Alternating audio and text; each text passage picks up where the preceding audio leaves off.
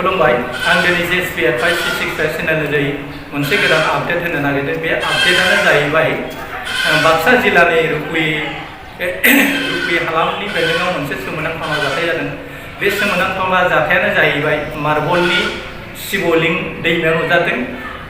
सासे मानसिनो बेखौ सोबनायदोंमोन। सोबनायनि उनाव बे मानसिया बेखौ मानसि लानानै बोखांनो नाजानाय जादोंमोन, नाथाय खोब आदुवानि फावदि इसोरनि मोनसे आबिर्भाब जानाय मोनसे बेसादखौ थोंजोङै बोखांनो नाजाब्लाबो हाया होननानै गोबांफ्रा बुंसोलायदों। फुजा फाथाल होनानै आरज गाबनानै बेखौ बोखांनो नाजायोब्ला बेखौ हानो हागौ, नाथाय गोबां रायजो राजाफ्रा बेवहाय लैहोर लैहोर आथिखालाव शिवनि लिंग थामहिनबा रुकुई बाथौ मन्दिरनि सेरावनो बे शिव लिंगा दा नुजाथियो। बे गुफुर मार्बलनि बानायनाय। सानजाहा शिवनि आथोनाव दै लुयोब्ला गाइखेर एबा दैया गलांग्राया सानजा मोखां जानानै दं आरो शिवनि लिंगआ अख्रां फारसे गोजौ जानानै दङ।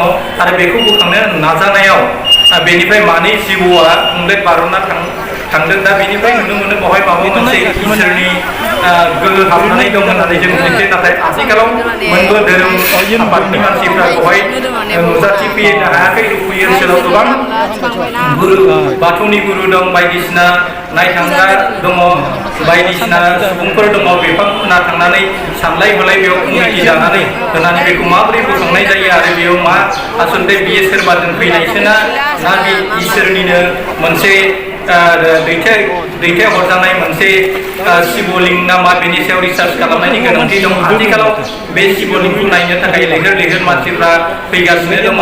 दा सुबुंनि दैबाना बादि जादों। आं भिडिअ फुटेजाव मोननैसो भिडिअ फुटेजखौ नोंथांमोननो दिन्थिनो नाजानाय जाबाय।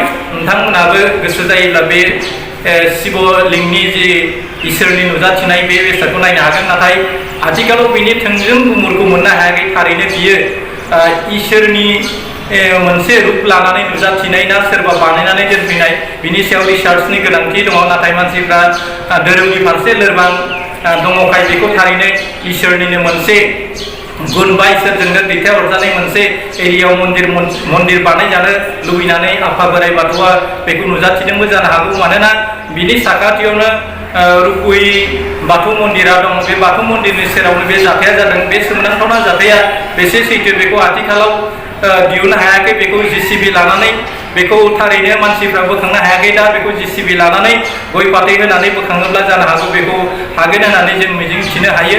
नाथाय दा बेयो इसोरनि जुदि गोथार बेसादमोनब्ला इसोरनि गोथार बेसादखौ साफ्रोमबो मानसियानो दुगैया लोबालासिनो बेखौ माबोरै दांनो हाखो?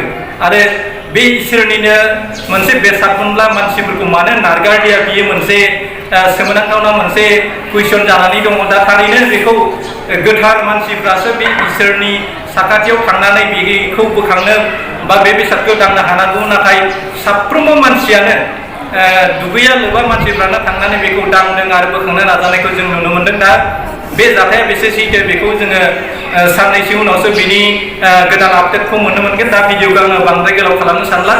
सानै हयै बेनि सायाव ओनसोलनि रायजो राजाफ्रा मोनसे राहा लायोब्ला बेनि थार गुमुरखौ मोननो हागोन होननानै आं मिजिंथियो।